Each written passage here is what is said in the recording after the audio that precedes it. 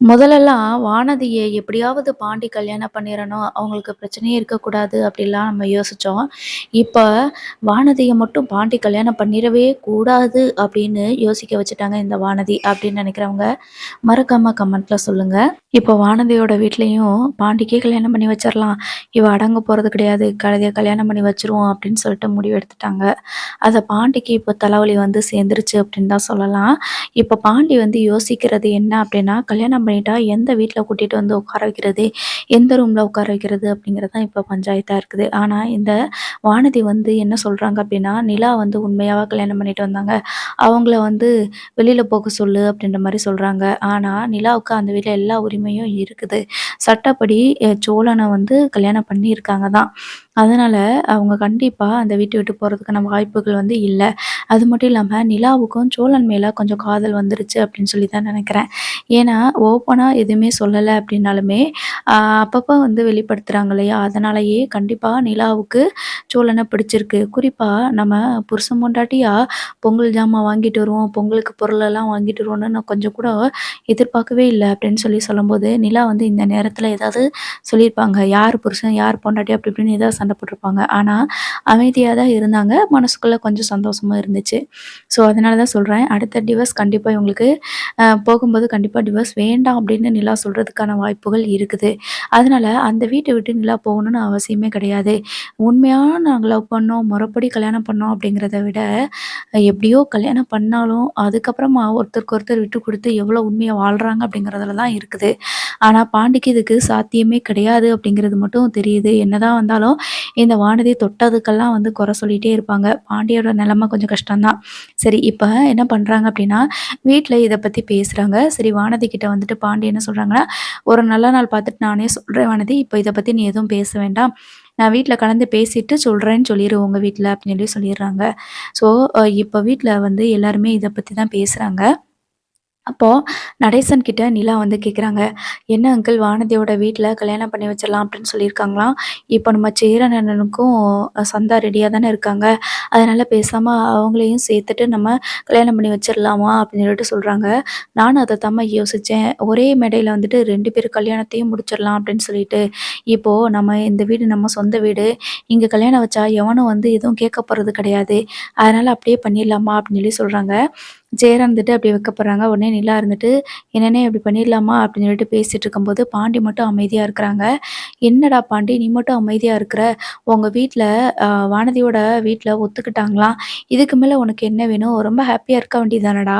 உனக்கு உன் லவ்வ நாங்க சேர்த்து வைக்கிறதுக்கு ஏதோ பெரிய பெரிய கஷ்டம்லாம் வரும்னு சொல்லிட்டு எதிர்பார்த்தோம்.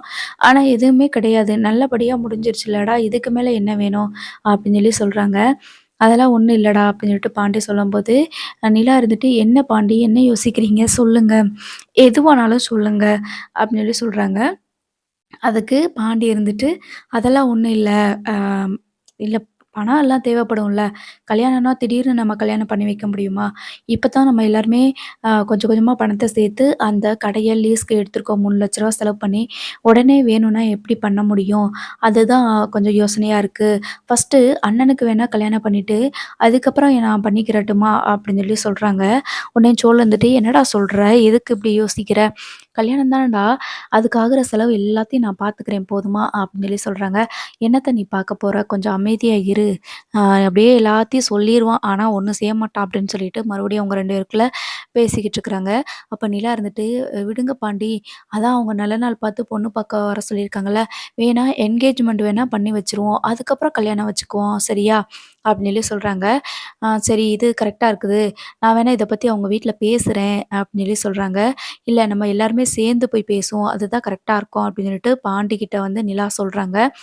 அப்போ சேரன் கிட்ட வந்துட்டு, "சரி இப்ப ஆண்டியோட ரூட் வந்துட்டு கிளியர் ஆயிருச்சு. இப்போ உங்களுக்கு தானே கல்யாணம் பண்ணி வைக்கணும். அதுக்கு என்ன பண்ணலான்னு சொல்லிட்டு யோசிப்போம். பேசாம சந்தாவோட வீட்ல இதே மாதிரி நல்ல நாள் பார்த்துட்டு பொண்ணு பார்க்க போவோமா?" அப்படின்னு சொல்லிட்டு கேட்குறாங்க. அதுக்கு அ அவ நம்ம எல்லாருமே சேர்ந்து பீகாருக்கு தான் போகணும். இல்லன்னா குஜராத்துக்கு தான் போகணும். எங்க? அப்படின்னா பீகார்ல தான் இருக்காங்க அப்படின்னா, அப்ப அங்க தான் போகணும் அப்படின்னு சொல்லிட்டு சோழன் சொல்றாங்க. பரவால்ல இப்ப என்ன அங்க தான் போய் பொண்ணு கேட்கணும் அப்படின்னா, எல்லாருமே கிளம்பி போயிருவோம். கார்லயே போயிருவோம் அப்படின்னு சொல்லிட்டு இருக்கிறாங்க. அதுக்கு நிலா இருந்துட்டு, "கொஞ்சமாவது யோசிச்சு பேசுங்க. அங்க ஏற்கனவே சந்தாவ அவங்க அத்தை பையனுக்கு கல்யாணம் பண்ணி வைக்கணும் அப்படின்னு சொல்லிட்டு தான், நம்ம கூட சந்தா வந்துட்டு நம்ம கோயிலுக்கு போகும்போது கூட வந்தாங்க. இப்ப அவங்க கிட்டயே போய் பொண்ணு கேட்டா குடுப்பாங்களா? கொஞ்சமாவது யோசிச்சு பேசுறீங்களா?" அப்படின்னு சொல்லி சொல்றாங்க. அப்ப அங்க அனீஸும், சந்தாவும் தான் இருக்காங்க. "என்ன சந்தா, என்ன பண்ணலாம்?" அப்படின்னு சொல்லிட்டு அனீஸ் பாய் வந்துட்டு சந்தா கிட்ட கேட்குறாங்க. உடனே, "நீங்க என்ன சொல்றீங்களோ அது ஓகே தான்." அப்படின்னு சொல்லிட்டு சந்தா வந்து வெட்கப்பட்டு சொல்றாங்க. இப்போ சேரன் வந்துட்டு, "நீ தான் சந்தாவோட அண்ணே, நீ சொல்லு" அப்படின்னு சொல்லிட்டு கேட்கும்போது, "நீங்க சொல்றதெல்லாம் கரெக்ட்டு தான். இப்போ எங்க வீட்ல இதுக்கு சம்மதம் கண்டிப்பா சொல்லவே மாட்டாங்க. அது மட்டும் இல்லாம, நம்ம இத பத்தி ஏதாவது எங்க அம்மா, அப்பாட்ட பேசினோம் அப்படின்னா, கண்டிப்பா சந்தாவ வந்து கூட்டிட்டு போயிருவாங்க. அந்த அளவுக்கு பிரச்சனை பண்ணுவாங்க. கல்யாணத்த நிம்மதியா நடத்த விட மாட்டாங்க. ஏன் சொல்லப்போனா சந்தாவ முதல்ல சேரனுக்கு கல்யாணம் பண்ணி குடுக்கவும் மாட்டாங்க." அப்படின்னு சொல்லி சொல்றாங்க. அப்ப என்ன பண்றது? இதையும் பேசாம ரிஜிஸ்டர் மேரேஜா பண்ணிர்லாமா? அப்படின்னு சொல்லிட்டு, நம்ம சோழன் வந்து சொல்றாங்க. உடனே நிலா இருந்துட்டு சோழன பார்த்து முறைச்சுட்டு, "எல்லாமே ரிஜிஸ்டர் மேரேஜ் தானா?" அப்படின்ட்டு கேட்குறாங்க. "வேற வழி இல்லைலங்க." அப்படின்னு சொல்லிட்டு சோழன் சொல்றாங்க.